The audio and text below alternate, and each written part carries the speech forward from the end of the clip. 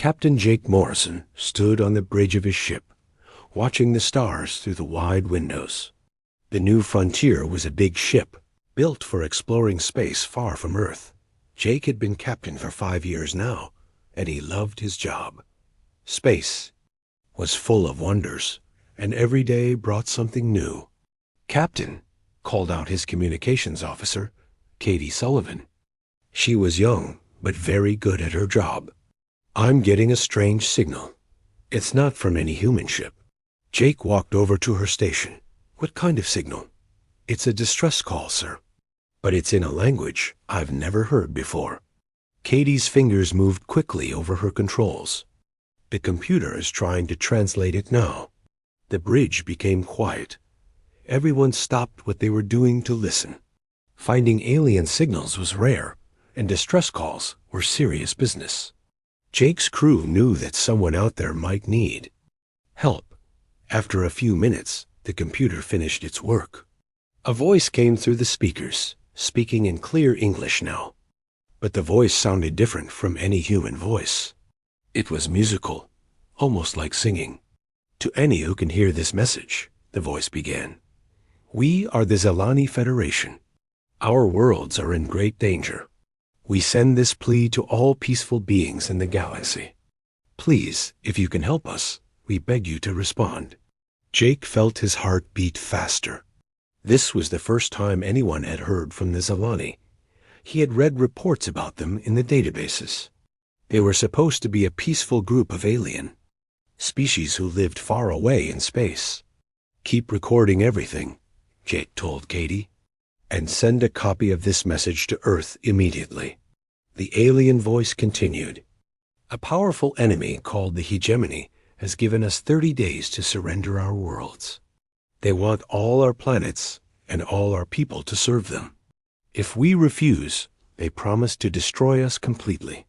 Tony Mitchell, the ship's engineer, shook his head. "That's terrible, Captain. These Zelani sound like good people." "The Hegemony has many warships," the voice went on. "We have none. Our people do not fight. We do not make weapons. We only know how to heal and to grow things. We cannot defend ourselves against their attack." Jake listened carefully. He had heard stories about the Hegemony. They were a group of alien warriors who conquered other planets. Most spacers tried to stay far away from Hegemony territory. "We have heard stories about humans," the Zelani voice said. "Stories say that humans are brave fighters who protect others. We offer you our best medical knowledge and our star maps if you will help us. Please, we do not want to die." The message ended with coordinates showing where the Zelani worlds were located. Katie looked up at Jake with worried eyes. "Captain, should we respond to them?" Jake thought for a moment. "No, that's not our decision to make. Forward this to Admiral Carter on Luna Station. She'll know what to do." 3 days later, Admiral Lisa Carter sat in her office, reading the Zelani message for the 10th time. She was a tough woman who had worked her way up through the ranks of the Terran Defense Council. She had made many hard decisions in her career, but this one felt different. Her assistant brought in more reports. Intelligence had confirmed that the Hegemony was real and dangerous. They had over 1,000 warships and had conquered dozens of worlds. The Zelani Federation controlled 4 planets in the Keth Nebula, a region of space 3 months away from the nearest human colony. Dr. Amanda Price knocked on the Admiral's door. Amanda was the best xenobiologist in human space, and she had been studying the Zelani message carefully. "Admiral, I need to talk to you about the Zelani," Amanda said as she entered the office. "Sit down, Doctor. What have you learned?"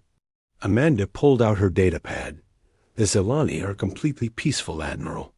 When I say completely, I mean they have no weapons at all. Their ships don't even have shields. They've evolved past the need for violence. That seems hard to believe. I've analyzed their biological data from the message. Their brains don't have the parts to create aggressive feelings.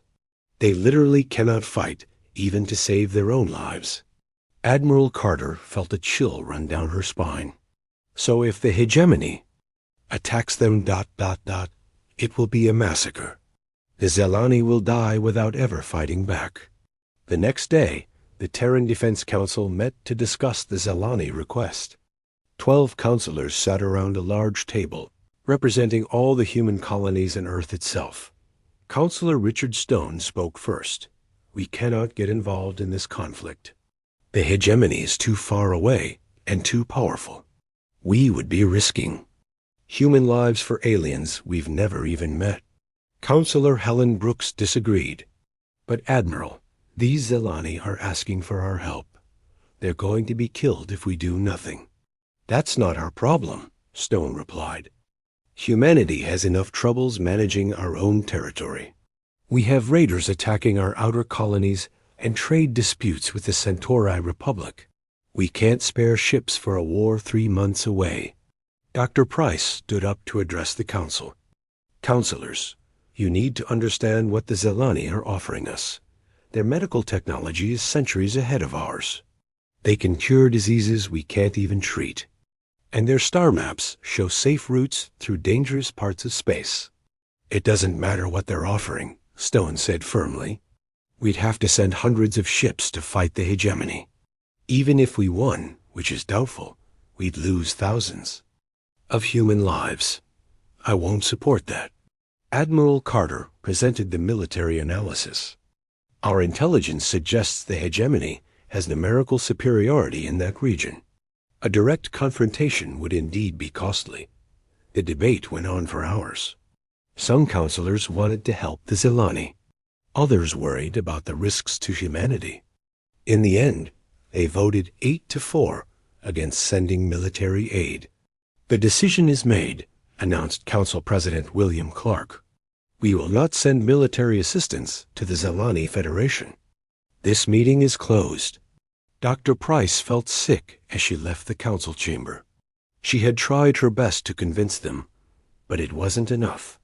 The Zelani would face the hegemony alone. Admiral Carter returned to her office and stared out at the stars. She knew the council had made the practical decision. Humanity couldn't save every species in the galaxy. But something about the Zelani message bothered her. The way they had asked for help, with such hope and trust in humanity's goodness. Decided not to send any response to the Zelani. What could she say? That humanity was too busy to help? That their lives didn't matter enough? Some messages were better left unanswered. Far away in space, the Zelani continued to send their plea into the darkness, hoping that someone, somewhere, would hear them and care enough to help. But the stars remained silent, and their 30 days continued to count down toward disaster. 3 weeks passed since the Terran Council made their decision. Captain Jake Morrison and his crew continued their patrol duties in the Outer Rim, but everyone felt uneasy. They all remembered the Zelani message and wondered what was happening to those peaceful aliens. Captain, Katie Sullivan called from her station. I'm detecting massive energy readings from the direction of Zelani space. Jake hurried over to look at her screens. The readings showed the kind of energy signatures that came from orbital bombardment. Someone was attacking planets with heavy weapons. How far away is this happening? Jake asked. About 2 weeks' travel time from here, sir. But the signals are so strong, we can detect them across all that distance. Tony Mitchell joined them at the communications station. Those energy levels. Captain, someone is destroying entire cities down there. Jake felt his stomach turn. He had a terrible feeling. He knew what was happening. Keep monitoring those signals. Record everything. On Earth, Dr. Amanda Price sat in her laboratory, watching her xenobiological sensors. These special instruments could detect life signs from other species across space. For weeks, she had been tracking the Zelani biological signatures from their 4 home worlds. Now those signatures were disappearing. The first world went dark on a Tuesday morning. One moment, Amanda's sensors showed millions of Zelani life forms. The next moment, There was nothing. Just empty silence where a living world used to be. No, no, no, Amanda whispered, checking her equipment. But the sensors were working perfectly. The Zelani on that world were simply gone dot by Thursday. The second world had fallen silent. By the weekend, only 2 Zelani worlds still showed life. Signs. Amanda sent urgent reports to Admiral Carter, but there was nothing anyone could do. The hegemony was too far away, and humanity had no ships in that region. Commander Paul Jackson led a small scout squadron that was exploring trade routes near the edge of human space. His job was to watch for pirates and gather intelligence about threats to human colonies. Paul's ships were equipped with special listening devices that could intercept alien communications. Most of the time, they picked up boring trade messages or navigation signals. But this week, they caught something different. "Commander, we're getting hegemony military transmissions," reported his communications specialist, Ryan Clark. "The computer is translating them now." Paul listened to the translated messages with growing horror. The hegemony commanders were not just talking about conquering the Zelani worlds. They were discussing the complete elimination of the Zelani species. "General Carthul has ordered all Zelani settlements destroyed," one message said. "No survivors are to be left. They are too weak to serve as slaves and too alien to be allowed to live." Another message was even worse. "The Zelani have been classified as a genetic dead end. Supreme Command has approved full species termination. All biological traces are to be eliminated." Paul had fought in several wars during his career, but this was different. This wasn't conquest or even slavery. This was genocide.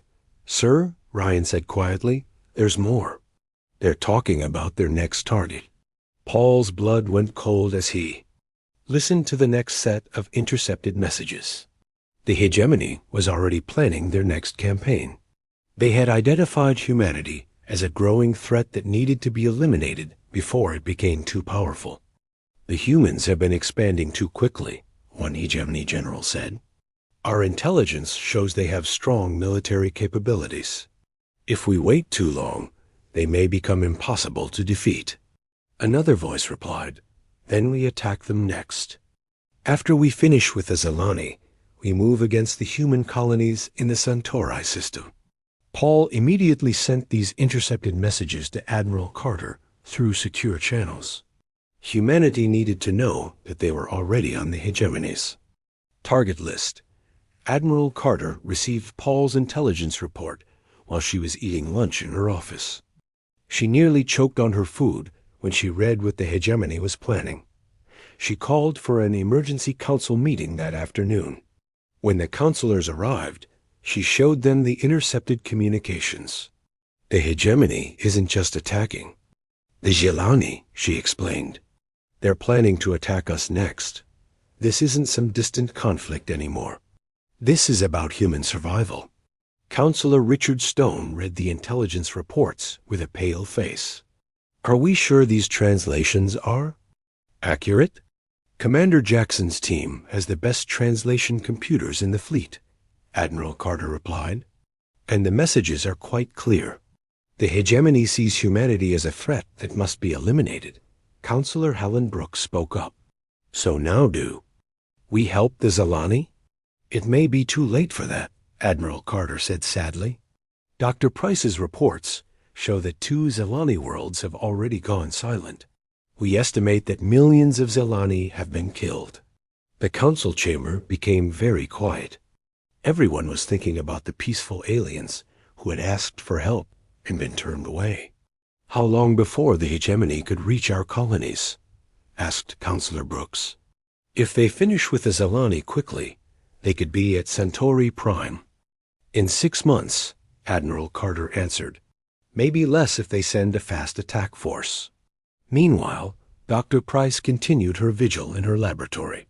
She watched helplessly as the 3rd Zelani world fell silent.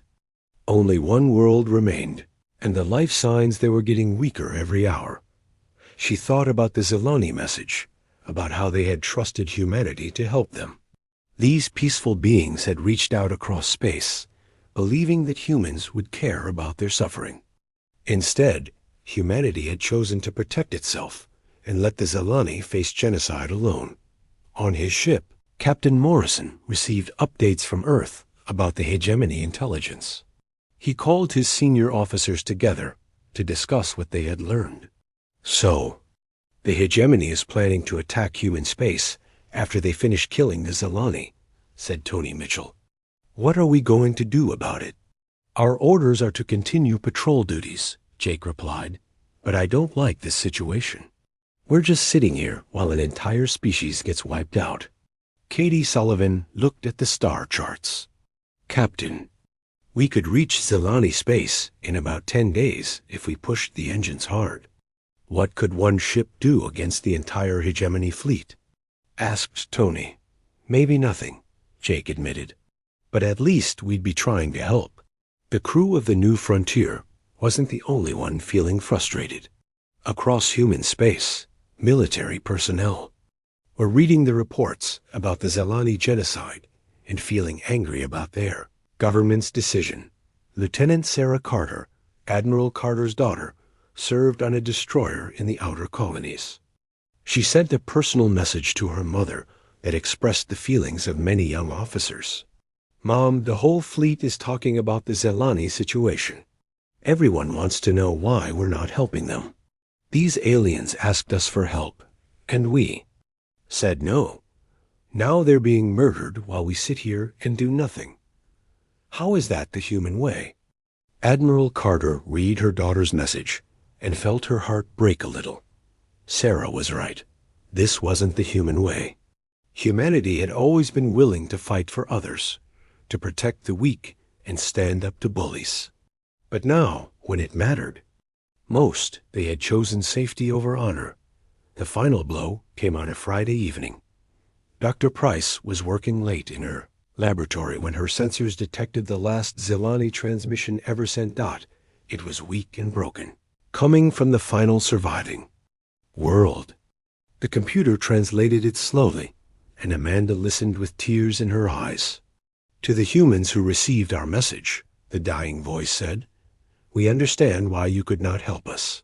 The hegemony is very powerful, and you have your own people to protect.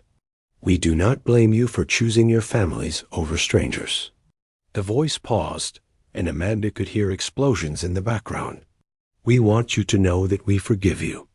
We hope that someone would hear our cry and come to help us, but we understand that hope is not always enough. Please remember us kindly, and do not let guilt burden your hearts. We go into the darkness, knowing that somewhere in the galaxy, there are still good people who care about others. The transmission ended. Dr. Price's sensors showed no more Zelani life signs anywhere in space. The entire species was extinct. Amanda sat in her chair and cried for an hour. Then she did something that would change everything. She sent the final Zelani message to every news network in human space. By morning, every human colony had heard the last words of the Zelani, the peaceful aliens who had forgiven humanity even as they died, the species that had been too kind to fight and too trusting to survive in a galaxy full of predators. The public reaction was immediate and explosive. Protests erupted on every human world. People marched in the streets carrying signs that said, "Remember the Zelani, and never again." The anger wasn't just directed at the hegemony. It was directed at their own government for failing to act. Admiral Carter received thousands of messages from military personnel volunteering for a mission to fight the hegemony. Captain Morrison's request to take his ship to Zelani space was just one of hundreds of similar requests from other ship commanders. But it was too late. The Zelani were gone, and the hegemony was already preparing their next attack. Soon, humanity would face the same choice the Zelani had faced. The only difference was that humans knew how to fight back.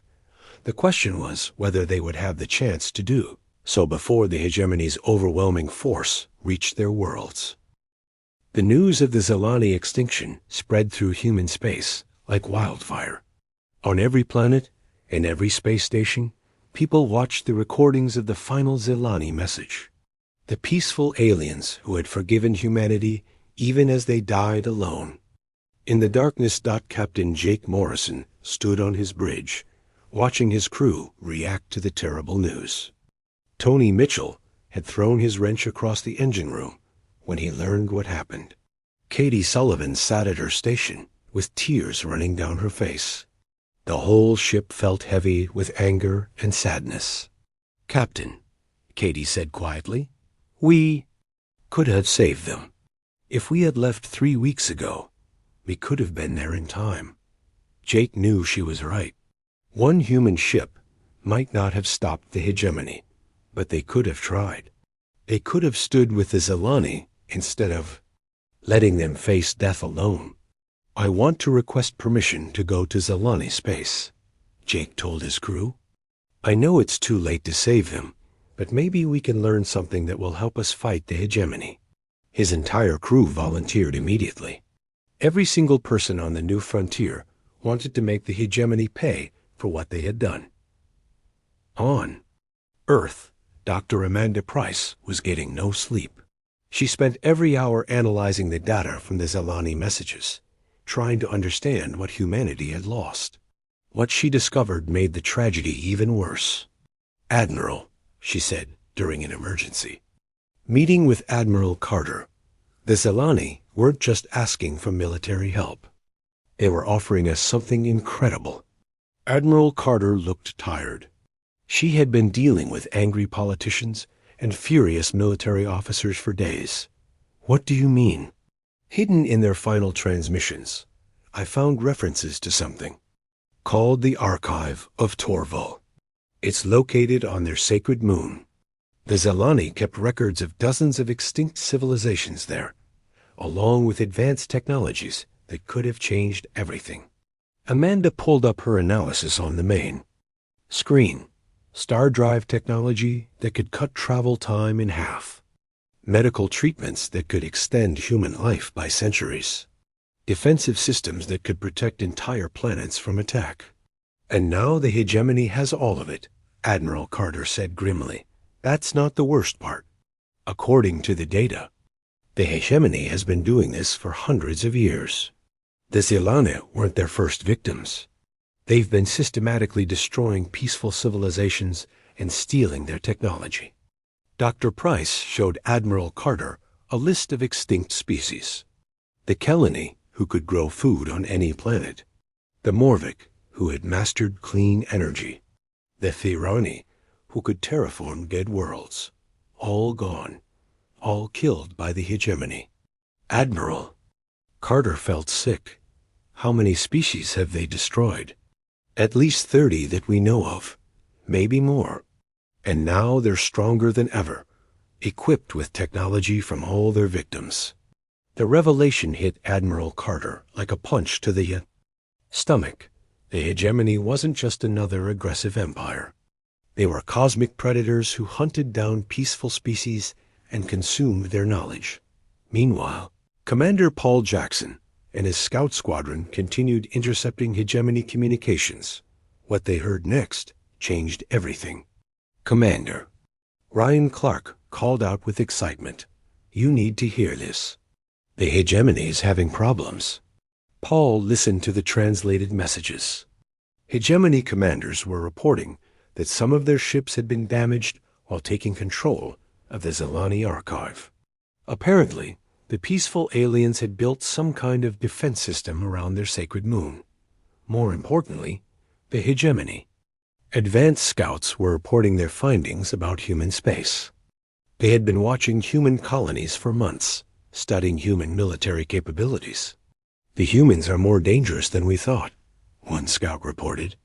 "Their ships are individually weaker than ours, but they use tactics we don't understand. They fight in ways that seem illogical." Another message was even more interesting. Human military doctrine appears to be based on unpredictable responses and willingness to accept casualties for strategic advantage. This makes them difficult to plan against. Paul realized that the hegemony was actually worried about fighting. Humans, They had conquered dozens of peaceful species, but they had never faced an enemy that fought back with creativity and determination. The final message, Paul intercepted, made him smile grimly. Recommend delaying attack on human space until we fully understand their capabilities. The humans may be more challenging than previous targets. Paul immediately sent this intelligence to Admiral Carter. For the first time since the crisis began, humanity had some good news. The hegemony was afraid of them, but the intelligence also revealed something troubling.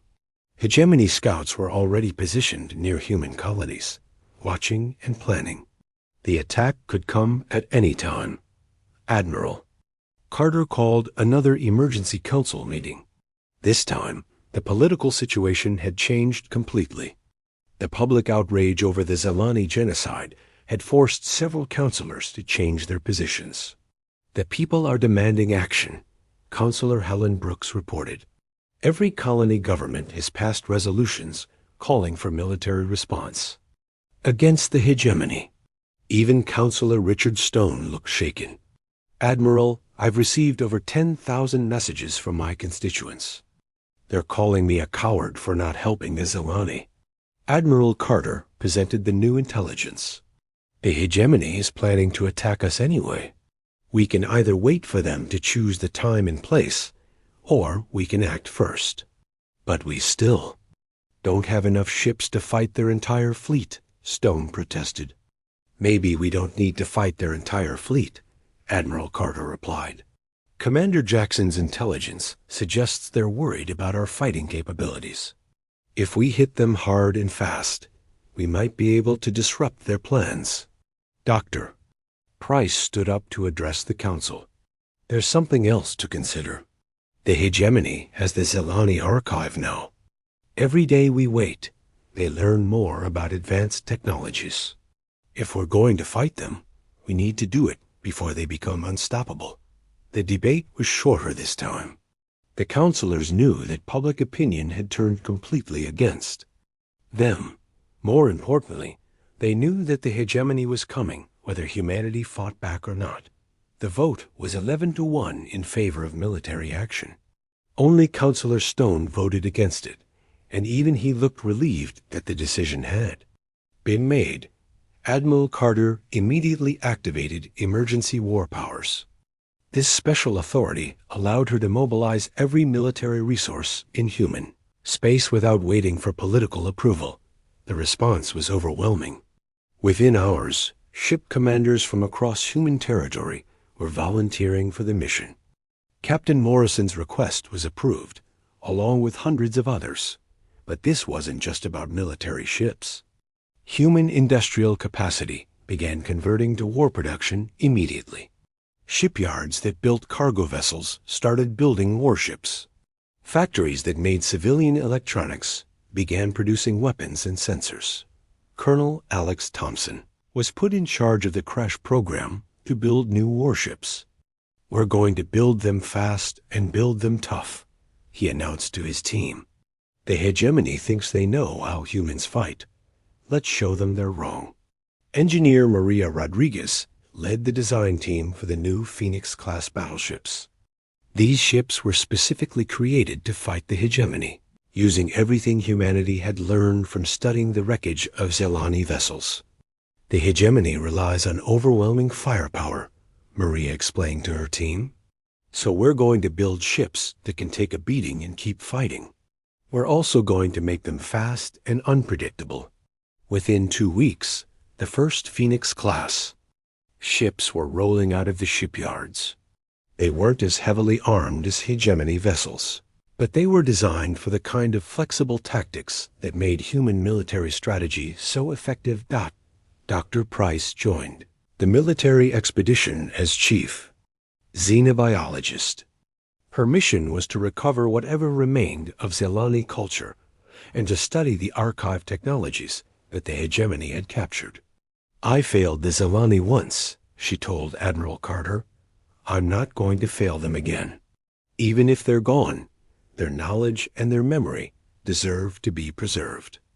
Admiral Carter appointed Captain Morrison as the commander of Task Force Vengeance. A fleet of 800 human ships that would carry the fight to hegemony space.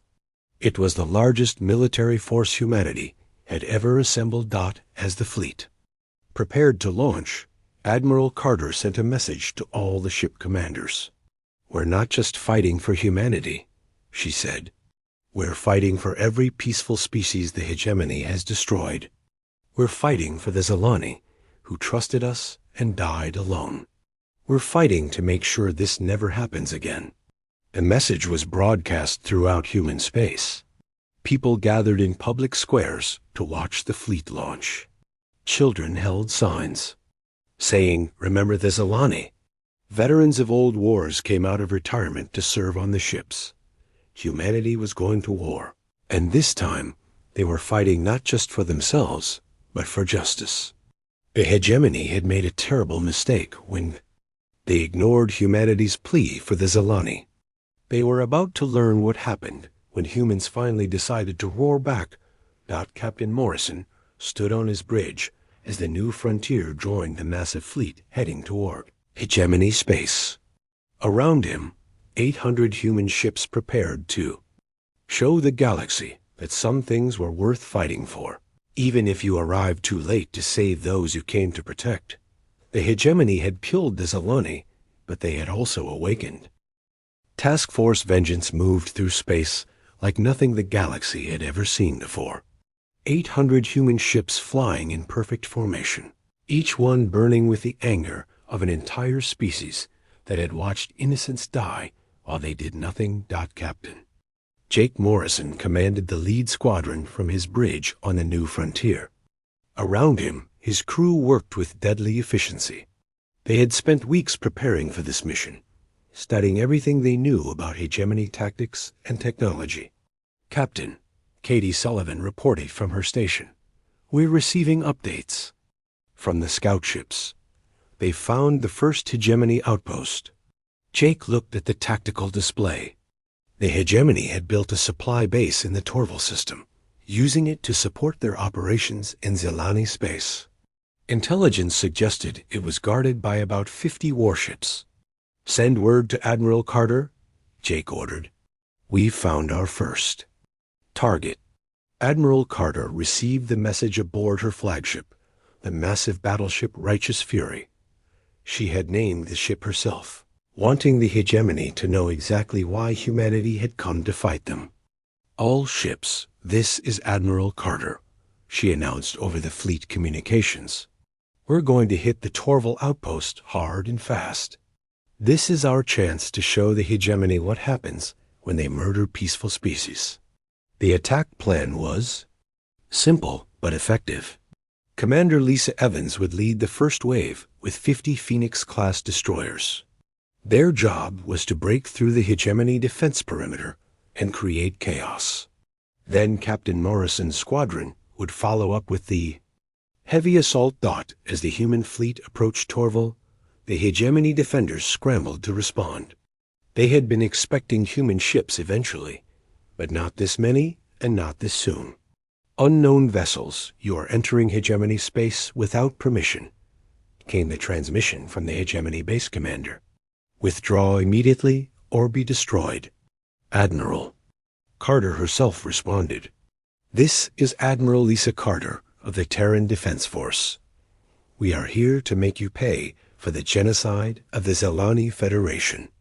Surrender now, and you will be treated fairly." The hegemony commander's reply was exactly what everyone expected. "Humans do not give orders to the hegemony. You will be crushed like all the others who opposed us." "Then let's see who does the crushing," Admiral Carter said grimly. The battle began with Commander Evans leading her destroyers straight into the heart of the hegemony formation. The Phoenix-class ships moved like dancers, weaving between the heavy hegemony cruisers and striking at their weak points. The hegemony had never seen anything like human tactical doctrine. Their own strategy was based on overwhelming firepower and rigid formations. They expected enemies to either flee or try to match their strength directly. Instead, the human ships scattered in all directions, attacking from unexpected angles and disappearing before the hegemony could respond effectively. It was like trying to fight a swarm of angry bees. "What are they doing?" demanded General Carthel from his command ship. "Why don't they form proper battle lines?" His tactical officer looked confused. "Sir, they seem to be attacking randomly. There's no pattern to their movements." But there was a pattern. "Captain." Morrison watched from his position as the human destroyers systematically destroyed the hegemony's sensor arrays and communication relays. Each attack looked random, but together they were crippling the enemy's ability to coordinate their defense. "Now," Morrison announced, "all heavy ships, attack Formation 7. The human battleships and cruisers swept in from 3 directions at once. The hegemony defenders, already confused and partially blinded, couldn't respond to the coordinated assault. Tony Mitchell watched from the engine room as the new Frontier's weapons tore through a hegemony cruiser's shields. "That's for the Zalani," he muttered as the enemy ship exploded. The battle lasted only 2 hours. When it was over, the entire hegemony outpost had been destroyed. 50 enemy warships were either destroyed or captured, along with their supply, base and orbital facilities. More importantly, the human fleet had suffered minimal casualties. Only 3 ships were seriously damaged, and no ships were lost. The hegemony's overwhelming firepower advantage meant nothing if they couldn't hit their targets. But the real shock came when the humans began examining the captured hegemony computers. Dr. Amanda Price worked with the intelligence teams to translate the enemy data files.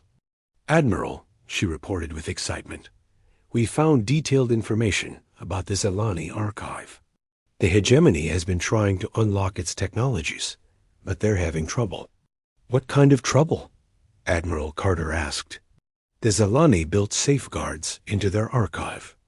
It's not just a storage facility. It's a test. Only species that meet certain criteria can access the advanced technologies." Dr. Price showed Admiral Carter the translated files. "The hegemony can access basic information, but the really advanced stuff is locked away. The archive is designed to judge whether a species is worthy of such powerful knowledge. And the hegemony isn't worthy?" According to these files, the archive has been actively resisting their attempts to access it. Some of their scientists think the whole facility is actually alive in some way. This news changed everything. The hegemony hadn't gained as much from conquering the Zalani as everyone had feared. The most dangerous technologies were still locked away, waiting for someone worthy to claim them. General Carthol was furious when he learned about the defeat at Torval. He had lost an entire squadron to what should have been easy victory over primitive human ships.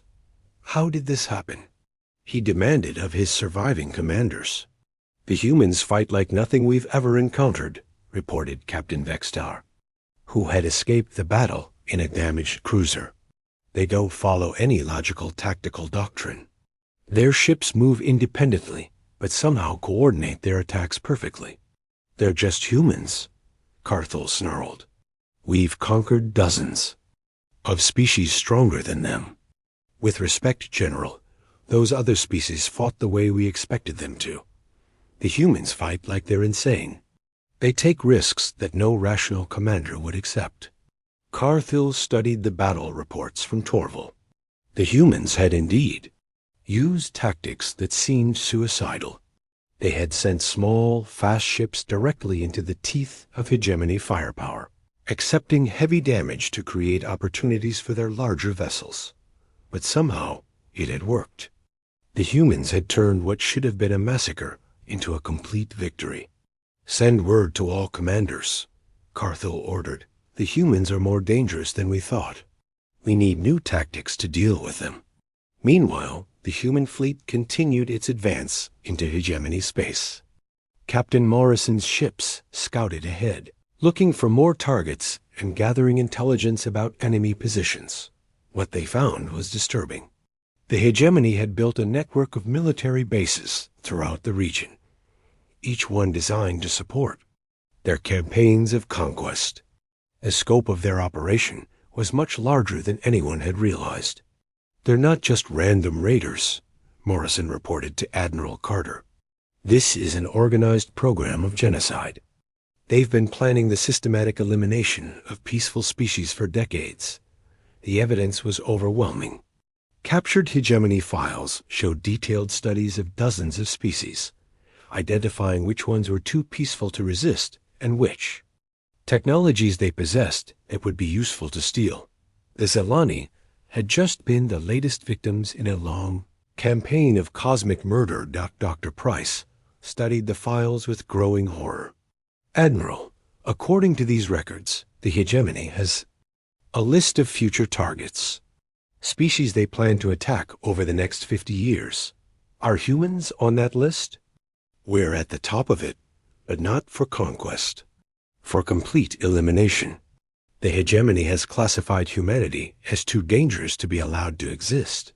Admiral Carter realized that this war was about more than revenge for the Zelani. It was about the survival of every peaceful species in the galaxy. If the hegemony wasn't stopped here, they would continue their campaign of genocide until nothing remained but their own brutal empire. The next major battle came at the Korthak system, where the hegemony had established a major shipyard. "Admiral, Carter decided to attack with her full force, showing the enemy that humanity was committed to total victory. The battle was even more decisive than Torval. The human fleet used new tactics developed from studying hegemony weaknesses. They targeted the enemy's command and control systems first, then exploited the confusion to destroy their production facilities. Engineer Maria Rodriguez had designed special weapons specifically for attacking hegemony installations. "Their technology is powerful but inflexible," she explained. "Once we disrupt their primary systems, they can't adapt quickly enough to compensate." The destruction of the Korthak shipyard sent shockwaves through the hegemony command structure. For the first time in their history, they were facing an enemy that could not only resist their attacks, but could actually defeat them in direct combat. More human fleets were arriving from the home systems. The industrial conversion was complete, and new Phoenix-class ships were joining the fight every day. Humanity had committed everything to this war, and they were winning. But the real test was still ahead. The hegemony's main fleet was gathering at the Zelani home system, preparing for a final battle that would determine the fate of this entire region of space. Admiral Carter knew that this would be the hardest fight yet. The final battle would be fought in the Zelani home system, among the ruins of the peaceful civilization that the hegemony had destroyed. Admiral Carter stood on the bridge of the Righteous Fury, looking at the tactical display that showed over 2,000 ships preparing for combat. "Admiral," reported her communications officer, "the entire hegemony regional fleet is here. Every ship they have in this part of space." Carter nodded grimly. The hegemony had pulled back all their forces to defend the Zelani archive on the sacred moon of Torval. General Carthil was making his final stand here, determined to keep the advanced technologies that his forces had stolen from the murdered aliens. Captain Jake Morrison's squadron took position on the fleet's right flank. The new frontier had fought in every battle of the campaign, and Jake's crew was ready for this final confrontation. "Captain," Katie Sullivan said quietly, "we're really going to do this, aren't we? Take on their entire fleet?" "We've come this far," Jake replied. "The Zelani trusted us to protect them, and we failed. Now we're going to make sure their deaths meant something." Dr. Amanda Price worked frantically in her laboratory aboard the flagship. Intelligence reports suggested that the hegemony was close to breaking through the archive's final safeguards. If they succeeded, they would gain access to technologies that could make them unstoppable across the galaxy. "Admiral," she reported over the comm system, "we need to reach that archive before the hegemony unlocks it completely. According to the data we captured, they're only days away from accessing the most dangerous technologies." Admiral Carter studied the battle plans one more time. The human fleet had 800 ships against the hegemony's 1,200. The odds were against them, but humanity had already proven that numbers weren't everything in space combat. All ships, this is Admiral Carter, she announced to the fleet. Today we fight not just for humanity, but for every peaceful species the hegemony has murdered. The Zelani called to us for help, and we failed them. But their memory will guide us to victory. The battle began with the largest space engagement in galactic history. Two massive fleets crashed together among the dead worlds of the Zelani system, fighting for control of technologies that could reshape the universe. General Carthul commanded the hegemony forces from his super dreadnought, the Destroyer of Worlds. The massive ship was twice the size of any human vessel and carried enough firepower to level a planet. Crush these humans, he ordered his fleet. Show them what happens to those who dare challenge the hegemony. But the humans didn't fight the way Carthul expected. Instead of meeting his fleet head-on, they scattered into dozens of smaller formations, each one attacking a different part of the hegemony line. Commander Paul Jackson led a squadron of fast destroyers straight through the center of the enemy formation, drawing fire and creating confusion. His ships took heavy damage, but they opened a gap for the main assault force to exploit. "This is for the Zelani," Paul shouted as his ship's weapons tore into a hegemony cruiser. Around him, his squadron fought with desperate courage, knowing that every enemy ship they destroyed was one less threat to the innocent species of the galaxy. Captain Morrison led the assault on the moon of Torval itself. The sacred site was heavily defended, with orbital platforms and automated weapons protecting the ancient archive. But the human ships pressed forward through the defensive fire, determined to reach their goal. "Tony," Jake called to his engineer, "can you get us through that defense grid?" "Give me 2 minutes, Captain," Tony Mitchell replied from the engine room. He pushed the New Frontier's engines past their safety limits, weaving the ship between energy blasts and missile salvos. Ship shuddered as enemy fire struck the shields, but Tony's modifications held.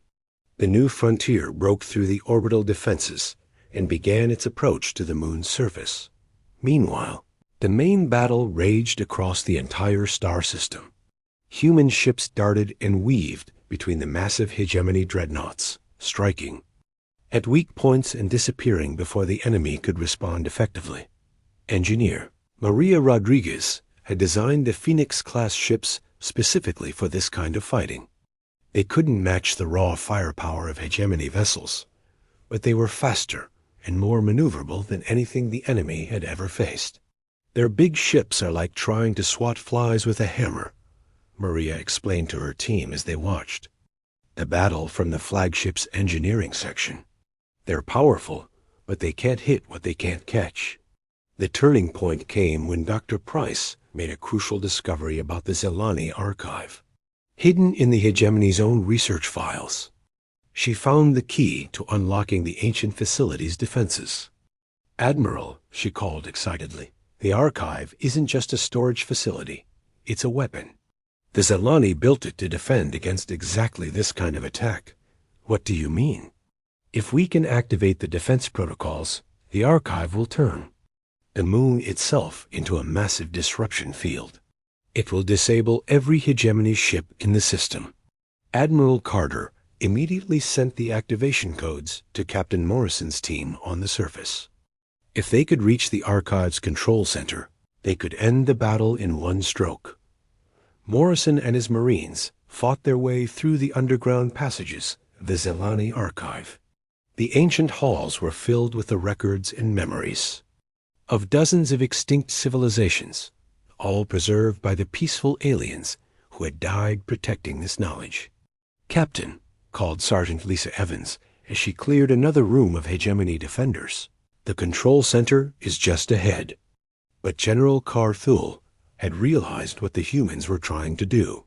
Rather than let them activate the archive's defenses, He ordered his ships to destroy the entire moon.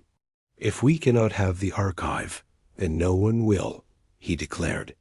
"All ships. Target the moon. Destroy everything."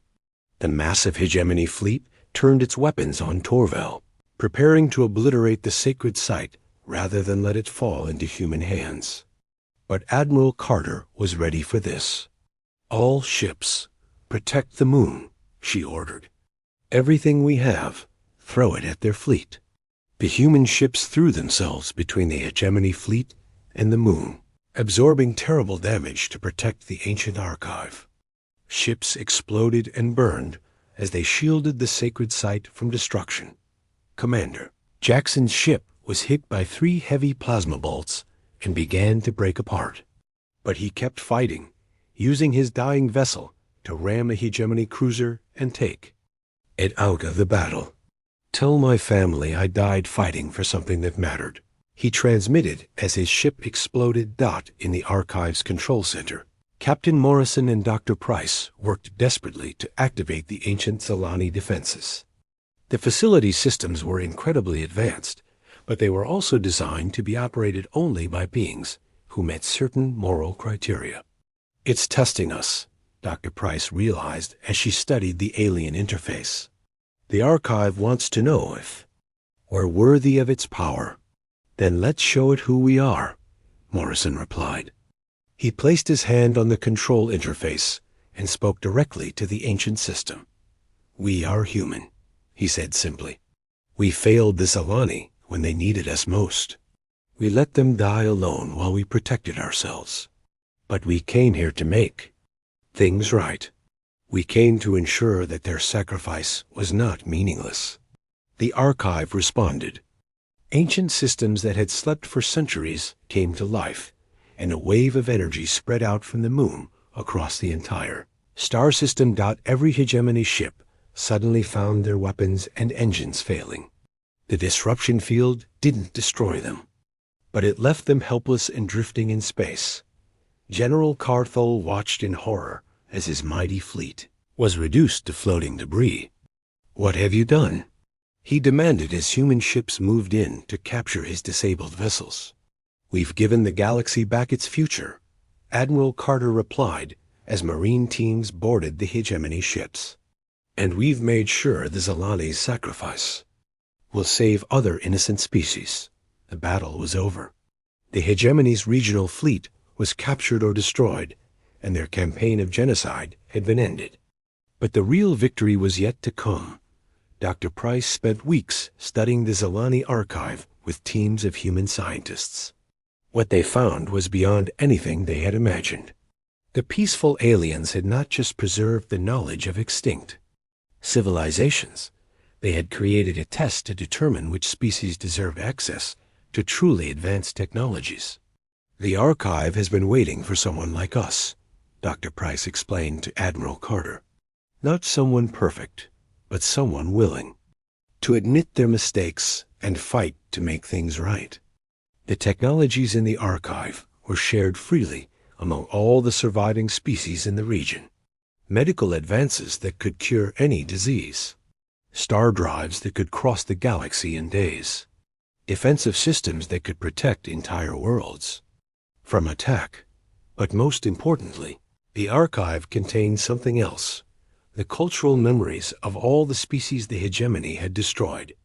Their art, their music, their stories, their dreams, all preserved forever.